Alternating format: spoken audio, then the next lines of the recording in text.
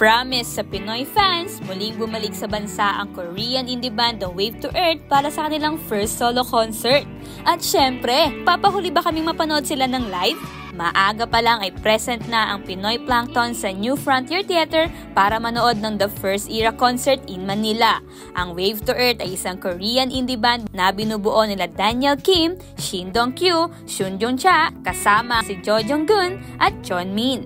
Kilala ang banda sa kanilang heartfelt at relatable songs na nagsisilbing healing songs para sa ilang fans. Nang makapasok sa venue, all set na ang stage at ramdam na ang excitement na makita ang banda. Napuno ng hiyawan ang New Frontier Theater nang mag-umpisa ang concert at kantahin ng Wave to Earth ang kanilang hit song na Bad.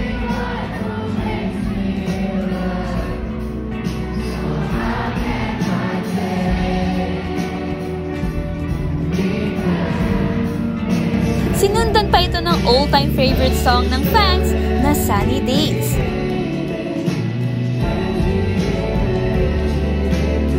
Extra special pa para sa banda at Pinoy Planktons dahil double birthday celebration din ito para kina John Min at Daniel.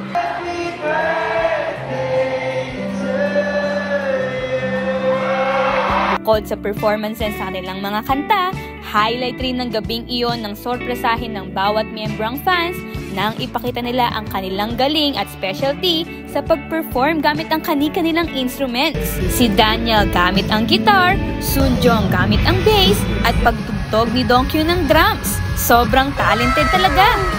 Hanggang sa dulo ng concert ay full energy ang fans sa pag-cheer at pagsabay sa kanilang mga kanta. Dumoble pa ang hiyawan nang finally kantahin nila ang isa sa kanilang hit songs na Season.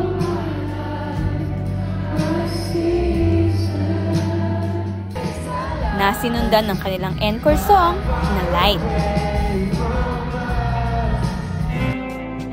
Totoo nga, may tuturing na safe space ang Wave to Earth at mga kanta nila. The whole concert was healing not just for me, pero sa lahat ng fans.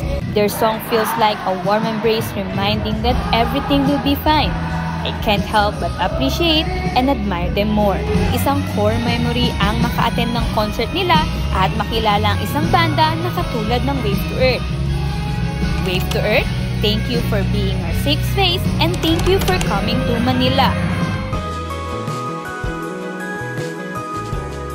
Para sa iba pang videos, i-follow ang social media accounts ng News 5 everywhere. Hanggang sa susunod nating video, see you mga kapatid!